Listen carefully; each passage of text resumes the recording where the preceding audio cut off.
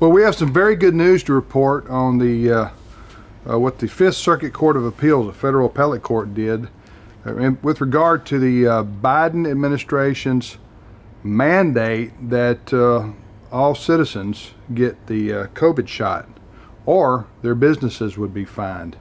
Ed, what's going on here? Well, 5 states, and that includes Texas, Louisiana, Mississippi, South Carolina, and Utah, sued the federal government. They went to the Fifth Circuit because the Biden mandate through OSHA, Occupational Safety and Health Administration, is trying to force all businesses in the country with 100 employees or more, force them to make sure that their employees are all vaccinated, or it's a $14,000 per incident fine. And this per incident. This is a big deal. Now, the OSHA mandate, the rule, does allow for testing every week, but this is a huge imposition by the federal government, a huge reach into private industry and private business.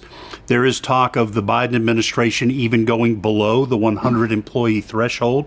So 5 states sued, and the Fifth Circuit sided with those states, at least in terms of putting a stay, temporary injunction. So now the battle will move to whether or not this mandate is eliminated on constitutional grounds. Ed Vitagliano, Walker Wildman. I'm Tim Wildman, if I failed to mention that. Walker, what we got here, the American Family Association, our ministry, we went to the Fifth Circuit Court of Appeals with some other groups, and they responded to our appeal. Yeah, that's right. We petitioned the Fifth Circuit on Friday morning for relief, and then on Saturday mid-morning, the Fifth Circuit granted American Family Association, along with over a dozen other entities and groups, temporary relief from the Biden mandate. But this gets down, as Ed mentioned, to really how much control do states have, because you look throughout history, look throughout all the lawsuits and cases in decades past, shot records, shot requirements, right.